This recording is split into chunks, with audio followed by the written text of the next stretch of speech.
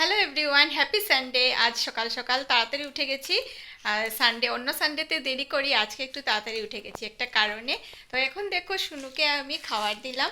কাল রাত্রিবেলা তোমাদের দাদাভাই এনেছিল ভুজিয়া আর বুন্দিয়া। অনেকদিন থেকে আমাদের ইচ্ছে হয়েছিল একটু ভুজিয়া আর বুন্দিয়া খাবো। তো কাল নিয়ে এসেছিল, খুবই ইচ্ছে করছিল, অনেক দিন থেকে খাওয়া হয়নি। খুব ভালো লাগে এটা আমাদের সবার, বিশেষ করে শুনু আর শুনুর পাপার, মানে তোমাদের দাদাভাই আর শুনুর খুব ভালো লাগে। তো কাল রাত্রিবেলাও খেয়েছিল, এখন ঘুম থেকে উঠে এক গ্লাস জল খেলো, খেয়ে ও বললো মাম্মা আমি ভুজিয়া বুন্দিয়া খাবো। তো শুনুও খাচ্ছে, তোমাদের দাদাভাইও খাচ্ছে। এখন আমি বিছানাটা গুছিয়ে নেবো আগে। আজকে দেখো ওরা একটু তাড়াতাড়ি উঠে গেছে, তো এখন আমার বিছানার অবস্থা দেখো পুরো এরকম। তো বিছানাটা আগে গুছাবো, গুছিয়ে তারপর যাব ভাত রান্না করতে। একটু সকালে সিদ্ধ ভাত রান্না করে নেব, করে তারপর আজ বানাবো তালের মালপোয়া। তো তোমাদের সাথে শেয়ার করব, ব্লগটা দেখতে থাকো। এখন কাজে লাগি। ভাত বসাতে এসে কিচেনে দেখলাম ময়দা নেই, সাদা তেল নেই। তো তোমাদের দাদাভাইকে বললাম প্লিজ এগুলো জিনিস নিয়ে আসো, না হলে তো মালপোয়া কীভাবে বানাবো, বানাতেই পারবো না। আর ওকে বন্ধবারে কিছু বলতেও পারি না, কারণ একটা দিনই ঘরে থাকে, ওর ভালো লাগে না বেরোতে। তো সেজন্য ওকে বললাম যে আমি তো আর জানতাম না যে তাল আসবে, না হলে তো আমি আগেই বলে দিতাম যে এইটা নেই সেটা নেই। তো গেল কি করবে, কারণ খেতে তো হবে, খাওয়ার জন্যই তো তালটা নিয়ে এসেছে। তো জিনিস যদি থাকে না তাহলে কিভাবে বানিয়ে দেবো। তো আর পাপা যখন যাচ্ছে পাপার সাথে তো মেয়েকে যেতেই হবে। তো সেজন্য মেয়েও বেরিয়ে পড়লো পাপার সাথে। ওরা এখন যাচ্ছে দোকানের জিনিস আনতে, আর আমি এখানে ভাতটা বসিয়ে দিলাম, আর ওরা দুজন এখানে যাচ্ছে।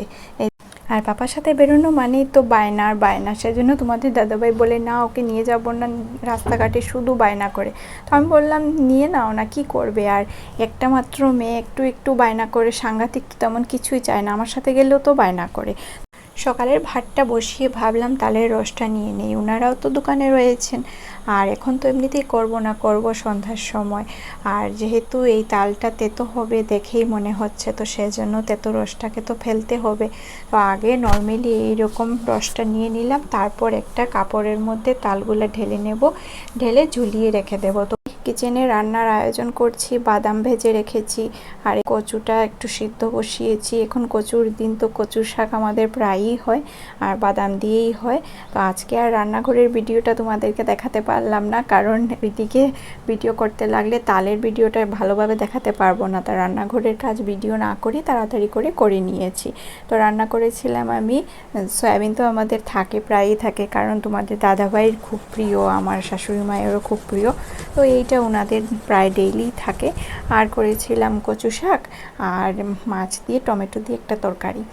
প্রথমে ভিডিওতে তো দেখলে তোমরা আমি তালের রস নিতে বসেছি, তারপর করতে করতে না হাতে এত ব্যথা হয়ে গিয়েছিল।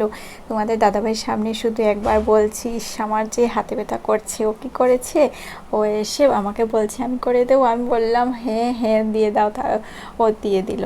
তো দুটো বাকি ছিল, আমি তিনটে করেছি, ও দুটো করে নিয়েছে। তারপর তো আমরা স্নানে টানে চলে গেলাম, খাওয়া দাওয়া করে নিলাম। এই দেখো তালের রসগুলো আমি একটা কাপড়ের মধ্যে নিয়ে নিচ্ছি, ভালোভাবে টাইট করে লাগিয়ে দিচ্ছি। আর এখন এই কাপড়টা একটা জায়গায় ঝুলিয়ে রেখে দেব। এই দেখো কাপড়টা ঝুলিয়ে রাখা, দেখাচ্ছি দাঁড়াও। এই যে, এই দেখো কাপড়টা ঝুলিয়ে রাখা পুরো সন্ধ্যা পর্যন্ত এই কাপড় থেকে। আর নিচে দেখো একটা ছোট্ট একটা বাসন রাখা, এই বাসনের মধ্যে ড্রপ ড্রপ করে জল পড়বে, আর এই জলটা পড়ে পুরো তালটা শুকিয়ে যাবে। আর এখন দেখো আমরা স্নান টান করে এসে গেছি, স্নান করে এসে ঠাকুরের প্রসাদ খাচ্ছি, শুনুকে একটা অ্যাপেল দিচ্ছি, আর তারপর আমিও বসে বসে খাচ্ছি। খেয়ে আমরা ভাত টাত খেয়ে তোমাদের দাদাভাই দেখবে একটা জায়গার মধ্যে মাটির নিচে তালের বিচিটা রাখছে। 3 মাস পর এটা তোলা হবে। তোমাদের দাদাভাই বললো যখন ছোট ছিল আমার শ্বশুরমশাই এরকম তাল এনে তালের রস নেওয়ার পর তালের বিচিটা এরকম মাটি কুড়ে মাটির নিচে রেখে দিতেন।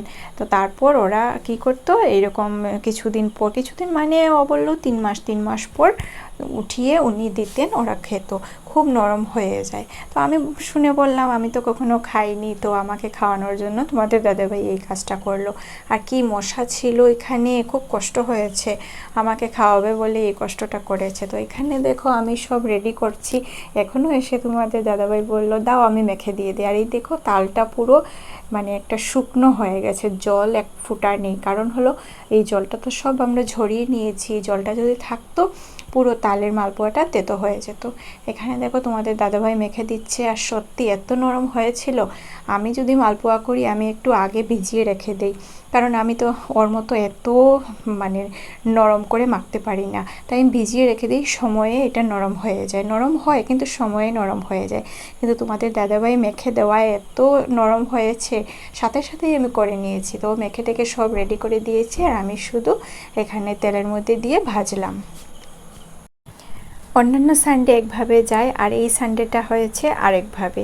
এই সানডেটায় সকালে খুব তাড়াতাড়ি উঠেছি ঘুম থেকে, দেরি করিনি, কারণ আগের দিন রাত্রে তোমাদের দাদাভাই নিয়ে এসেছে তাল। তো তাল আগের দিন নিয়ে এসেছে, পরের দিন তো করতেই হবে, না হলে তো নষ্ট হয়ে যাবে। আর এত শখ করে নিয়ে এসেছে যে তালের মালপোয়া খাবো, তো সেজন্য তো সকাল সকাল উঠে গেলাম। উঠে ডেইলির যে কাজ সকালের থাকে এগুলা শেষ করতে হবে, তারপর তো এইগুলা কাজে লাগতে হবে, সেজন্য একটু তাড়াতাড়ি উঠে পড়লাম।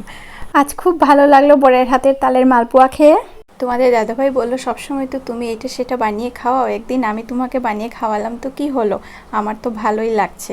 তো আজকের ভিডিওটি এখানেই শেষ করছি। তোমরা ভালো থেকো, সুস্থ থেকো।